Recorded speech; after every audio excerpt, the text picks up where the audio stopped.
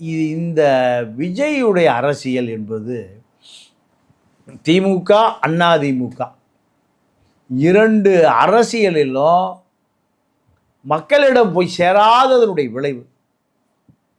இப்போ விஜய்க்கு வாக்களித்திருக்கிறார்.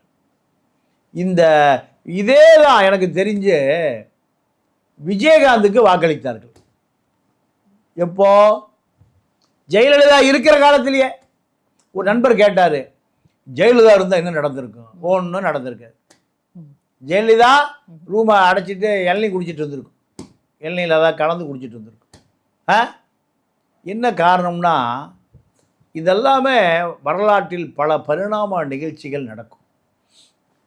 உதாரணத்திற்கு கருணாநிதி முதலமைச்சர். கருணாநிதி கற்பனை பண்ணி பார்த்துருப்பாரா?